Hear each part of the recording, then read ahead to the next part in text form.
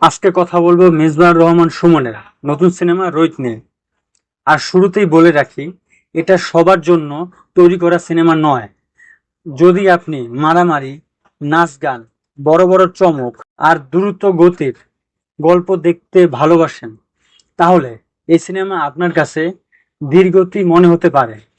কিন্তু যদি আপনি গ্রামের জীবন, প্রকৃতি, সৌন্দর্য, মানুষের অনুভূতি আর বিভিন্ন ধরনের গল্প দেখতে পছন্দ করেন, তাহলে রোহিত আপনাকে মুগ্ধ করতে পারে। প্রথমে আসি অভিনয়ের কথায়। এই সিনেমার প্রধান চরিত্রে আছে নাজিবা তুষি এবং মুস্তাফিজুর নূর ইমরান। সত্যি বলতে নাজিবা তুষি এই সিনেমায় সবচেয়ে বড় শক্তিগুলোর একটি।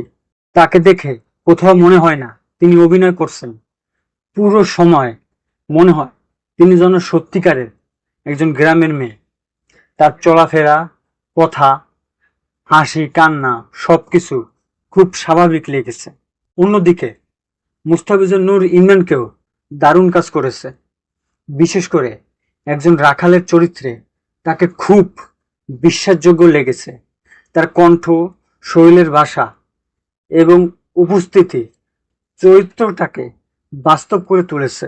তবে এই সিনেমার আসল নায়ক যদি কাউকে বলতে হয়, তাহলে সেটা হলো এর গল্প বলার ধরন, সিনেমাটোগ্রাফি এবং নির্মাণ। সিনেমা দেখতে দেখতে বারবার মনে হয়েছে বাংলাদেশ এত সুন্দর। কাশবন, নদী, বৃষ্টি, কাদামাটি, গ্রামের ঘরবাড়ি সবকিছু এমনভাবে দেখানো হয়েছে যে চোখ সরানো কঠিন হয়ে যায়। মেজবাহুর রহমান সুমনের আগের সিনেমা হাওয়া যেমন সমুদ্রকে নতুনভাবে দেখিয়েছে, ঠিক তেমনি রোহিত গ্রামের প্রকৃতিকে নতুনভাবে দেখিয়েছে। বিশেষ করে বৃষ্টির সিনগুলো অসাধারণ। মনে হয় যেন আপনি নিজেই সেই গ্রামের ভেতরে হাঁটছেন। শুধু দৃশ্য না, বৃষ্টির শব্দ, ব্যাঙের ডাক, বাতাসের আওয়াজ সব মিলিয়ে একটা অন্যরকম অনুভূতি তৈরি করে। এবার আসি মিউজিকের কথায়। এই সিনেমার গান এবং ব্যাকগ্রাউন্ড মিউজিক জোর করে ঢুকিয়ে দেওয়া কিন্তু হয় নাই, বরং যেখানে দরকার সেখানে খুব সুন্দরভাবে ব্যবহার করা হয়েছে। কিছু কিছু মুহূর্তে ব্যাকগ্রাউন্ড মিউজিক গল্পের আবেগকে আরো গভীর করে তুলেছে। গল্পের দিক থেকেও রোহিত খুব সাধারণ একটা বিষয় নিয়ে শুরু হয়, কিন্তু ধীরে ধীরে সেই সাধারণ বিষয়টা রহস্যময় হয়ে ওঠে। সিনেমার অনেক কিছু সরাসরি কিন্তু বলা হয় নাই, দর্শককে নিজে ভাবার সুযোগ দেওয়া হয়েছে। এখানেই সিনেমাটা অনেকের কাছে ভালো লাগবে, আবার অনেকের কাছে কঠিন মনে হতে পারে। কারণ এই সিনেমাটা সব প্রশ্নের উত্তর কিন্তু দেয় না, বরং কিছু প্রশ্ন দর্শকের জন্য রেখে দেয়। আর এখানেই আমার একটা ছোট্ট অভিযোগ আছে। সিনেমার শেষটা হয়তো অনেক দর্শকের কাছে অসম্পূর্ণ মনে হতে পারে, কারণ পুরো গল্প জুড়ে যেসব প্রশ্ন তৈরি হয় তার সবগুলোর উত্তর কিন্তু পাওয়া যায় না। ফলে কিছুটা অপূর্ণতার অনুভূতি থেকে যায়। তবে এটাও সত্যি যে পরিচালক ইচ্ছে করেই এমনটা কিন্তু করেছে।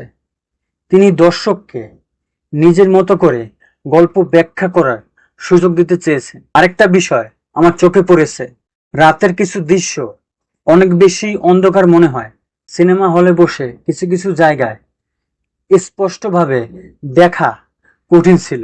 যদিও বড় সমস্যা না, তবে বিষয়টা একটু খেয়াল করা যেত। সব মিলিয়ে রোহিত এমন একটা সিনেমা যেটা দেখার সময় হয়তো সবাই সমানভাবে উপভোগ করবে না, কিন্তু যারা ধীর গতির ভাবনার খোরাক যোগায় এমন সিনেমা পছন্দ করে তাদের জন্য এটা অবশ্যই দেখার মতো সিনেমা। নাজিবা তুষি এবং মুস্তাফিজুর নূর ইমরানের অভিনয়, গ্রামের আবহাওয়া, বৃষ্টি ভেজা প্রকৃতি এবং অসাধারণ দৃশ্য নির্মাণ এই সিনেমাকে বিশেষ করে তুলেছে। আমার ব্যক্তিগতভাবে সিনেমাটা বেশ ভালো লেগেছে। আপনারা যদি সিনেমাটা দেখে থাকেন তাহলে আপনাদের কেমন লেগেছে অবশ্যই মতামত জানাবেন। এই ছিল আমার কাছে রোহিত সিনেমার রিভিউ। আপনি যদি রোহিত সিনেমাটা দেখে থাকেন তাহলে আপনার মতামত কমেন্টে জানান। আর এরকম আরো রিভিউ পেতে হলে সিনেমার খোরাকের সঙ্গে থাকুন। সিনেমার এমন খোরাক পেতে চাইলে চ্যানেলটি সাবস্ক্রাইব বাটন ক্লিক করুন আর বেল আইকন অন করে দিন। ভালো থাকবেন, দেখা হবে পরের ভিডিওতে।